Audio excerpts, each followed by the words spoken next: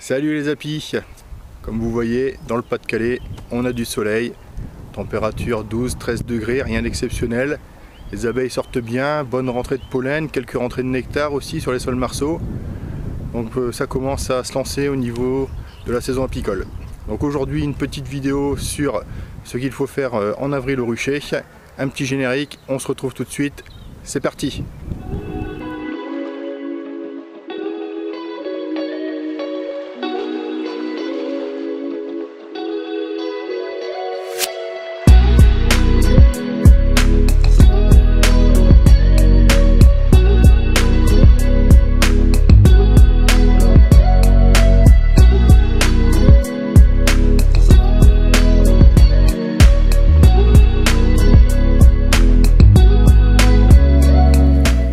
Alors, avant de commencer cette vidéo, je voulais vraiment vous remercier, puisque ça y est, on a passé depuis maintenant quelques temps la barre des 1000 abonnés. On a 1100 et quelques abonnés là à ce jour où je tourne la vidéo.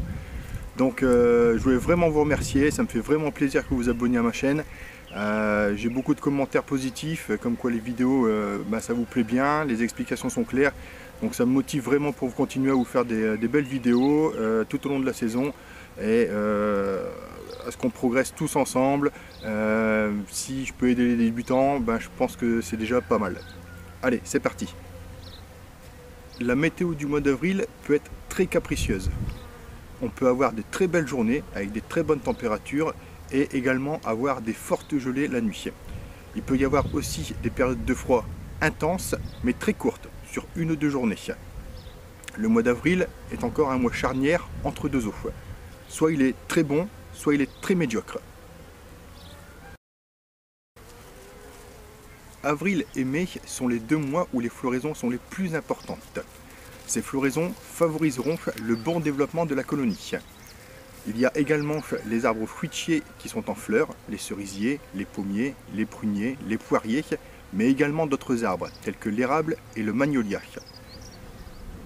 Pour les floraisons de culture, le colza sera le premier grand apport de pollen et de nectar dans la ruche. Il y a également le pissenlit qui est en fleurs, souvent négligé voire oublié par les apiculteurs. Il apporte également du pollen et du nectar en quantité aux abeilles. Malheureusement, les premières tontes vont arriver et ils vont passer à la faucheuse. À l'intérieur de la colonie, c'est le plein boom. La reine pond de plus en plus et va bientôt atteindre son maximum de ponte, soit entre 1500 et 2000 œufs par jour. Le couvain croît très rapidement et la colonie va bientôt exploser. Vous pouvez observer à l'entrée de la ruche les va-et-vient incessants des butineuses qui apportent nectar et pollen en quantité dans la ruche. Les cirières et les nourrices sont de plus en plus nombreuses au fur et à mesure que le temps passe à l'intérieur de la ruche. C'est pourquoi il va falloir faire de la place, augmenter le volume de la ruche. C'est également le moment de donner des cadres à étirer. Si votre visite de printemps n'a pas encore été faite ou n'a pas pu être faite, comme c'est mon cas au mois de mars à cause de la température et du temps, c'est le moment de la faire. Vous en profiterez à ce moment-là pour retirer ou décaler la partition qui se trouve à l'intérieur de votre ruche et ajouter des cadres à bâtir.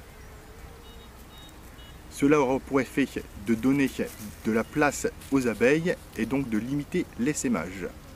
Vous pouvez également, si vous avez une ruche très populeuse, donner des cadres à bâtir. Ces cadres, vous les garderez une fois bâtis pour remplacer les vieux cadres qui se trouvent dans votre ruche. Vous pouvez également ajouter un cadre à mâle. Alors certaines personnes ne savent pas ce que c'est qu'un cadre à mâle. J'en ai pris un avec moi pour vous montrer. Donc c'est un cadre d'Adam qui a été réduit.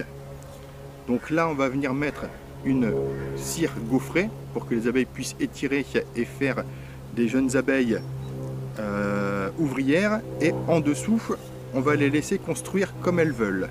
Et comme elles vont construire comme elles veulent, elles vont construire cela en cellules à mâle. Pourquoi mettre un cadre à mâle? Tout simplement parce qu'on va pouvoir faire une lutte biomécanique contre le varroa grâce à ce cadre.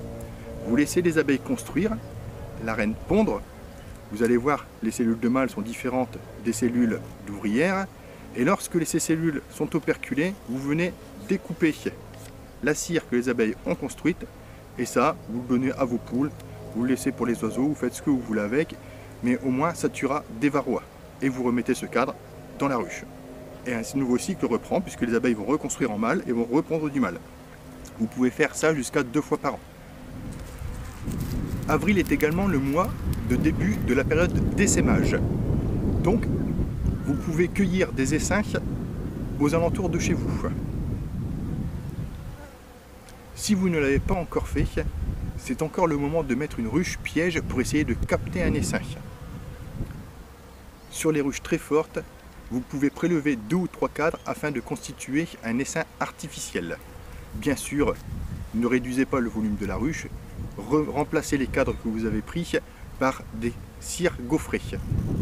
Ça aura au moins le but d'occuper les cirières et de donner de la place à la reine. Et bien sûr, pour terminer, il est temps de commencer à produire du miel. Pour cela, si votre colonie est forte, vous pouvez placer une hausse sur la ruche. Voilà les apis. La vidéo sur que faire au rucher au mois d'avril est terminée. J'espère avoir été clair et le plus compréhensible possible. On fera d'autres vidéos au cours de ce mois, notamment comment lutter contre l'essaimage, puisque là c'est vrai que ça va être un gros travail durant la période de mielée. Et puis d'autres vidéos qui vont venir, comment débuter l'apiculture, etc., etc. Donc j'espère que cette vidéo vous a plu, que ça a pu vous aider un minimum ou vous apprendre des choses un minimum. Comme d'habitude, si ça vous a plu, un petit pouce vers le haut, un petit pouce bleu, on s'abonne, on commente, je réponds à tout le monde, on essaie de progresser ensemble et on se retrouve pour une prochaine vidéo. Allez, salut les apis!